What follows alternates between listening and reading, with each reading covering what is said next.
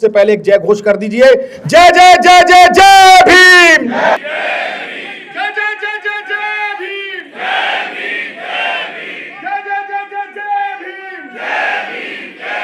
जाए तो कांग्रेस की जब जब सरकारें रही तो वो हमारे पिछली कतार तक के व्यक्ति को पहुंचने में मिलने में आसानी रही।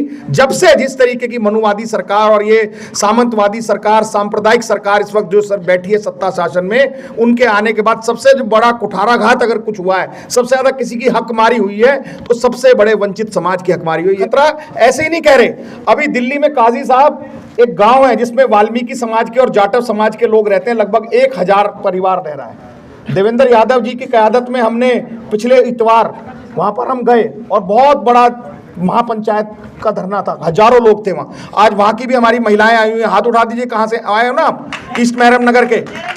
इनके लिए भी ताली बजा दो। ये लोग संघर्ष कर रहे हैं इस सत्ता से, इस शासन से, इस प्रशासन से, जिनकी गिद्ध जैसी गंदी नजर इनकी जमीन पर, इनके गांव पर पड़ रही है। इनको विस्थापित करने के लिए जगह जगह नोटिस दिए जा रहे हैं। आज हम इस संविधान लोकतंत्र बचाओ महासम्मेलन में ये प्रण भी लेते हैं, जितने लोग यहां बैठे हैं, कि आपकी एक ईंट हम हिलने नहीं देंगे। ये सब संविधान के प्रहरी हैं, न्याय योद्धा राहुल गांधी के सिपाही हैं। हम आपके साथ कंधे से कंधे मिलाकर खड़े होंगे। इस कार्यक्रम का उद्देश्य, जैसे आपको पता है कि महर्षि वाल्मीकि जयंती है 7 तारीख को, उसके उपलक्ष्य में रखा और इसका जो विषय था वो था संविधान और लोकतंत्र बचाने का महासम्मेलन था। क्योंकि जिस तरीके से इस वक्त देश में माहौल है, ये सरकार बना रही है, ये मनुवादी विचारधारा की, मानसिकता की सरकार है, आरएसएस की सरकार है, संविधान को बार बार बदलने का काम करती है। कभी सेकुलरिज्म हटाने की बात करती है, कभी सोशलिज्म हटाने की बात करती है, कभी ईस्ट महरम नगर में हमारे दलितों के घर तोड़ने की बात करती है, कभी झुग्गी झोपड़ी जो दिल्ली में तोड़ी जा रही है उसको तोड़ने का काम कर रही है, कभी पक्की जो नौकरियां लगती थी उसको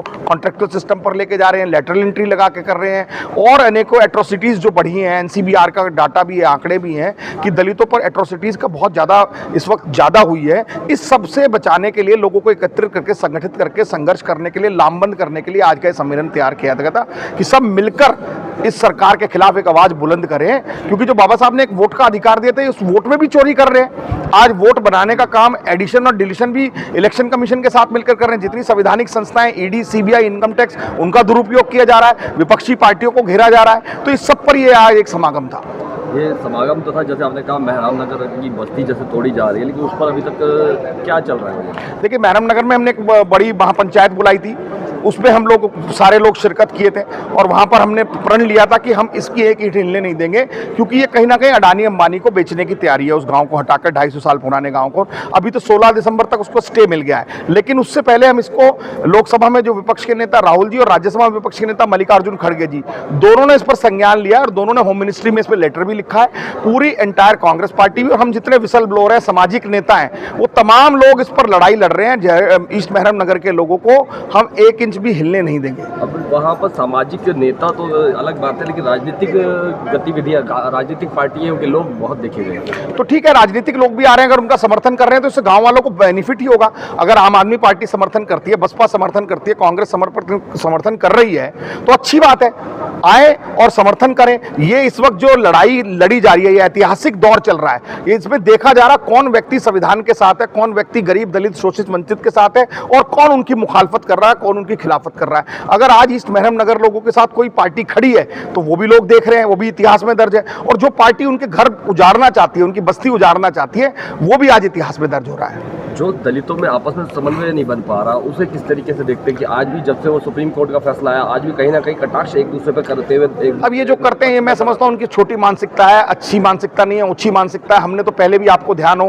कि हमने इस पर एक दो समाजों को बिठाकर कनॉट प्लेस में कोशिश की थी कि सब बैठे, इसमें छिछालेदार ना हो। ठीक है, कोई ऑर्डर आया उस पर एक अलग चर्चा चलती रहेगी, लेकिन इसमें आपस में विभाजन नहीं होना चाहिए। क्योंकि हमें बड़ी लड़ाई जो लड़नी है वो सब हम मिलकर ही लड़ सकते हैं, वो आपस में फूट डालकर नहीं लड़ सकते।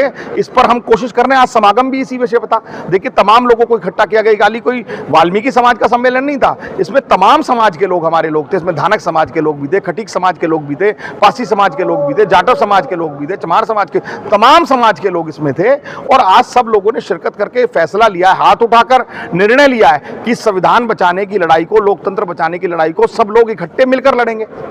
चलिए, अब जैसे अब वाल्मीकि जयंती है, उसके अवसर पर समाज को क्या कहना चाहते हैं? बिल्कुल, वाल्मीकि जयंती पर समाज के लोगों को ये कहना चाहते हैं कि भगवान वाल्मीकि जयंती की सबको शुभकामनाएं, ढेरों ढेरों बधाई। लेकिन इस वाल्मीकि जयंती पर कुछ ऐसा नया प्रण लें इस साल कि हम जो रूढ़िवादी विचारधारा है, जो हमारे अंदर आडंबर है, ढोंग है, पाखंड है, उससे दूर रहें। समाज में अपने बच्चों को पढ़ाने का काम करें, इकट्ठे होकर, एग्रेसिव होकर इस जो हमारे खिलाफत आंदोलन कर रहे हैं, जो हमारे हक अधिकार मार रहे हैं, उनका हमें कहीं ना कहीं विरोध करना चाहिए। तो इन सब बातों को लेकर ही पूरा आज ये समागम है और यही हमारा संदेश है कि सब लोग मिलकर एक बड़ी लड़ाई के लिए तैयार रहें और मैं समझता हूं कि सब लोग मिलकर इस लड़ाई को जीतेंगे।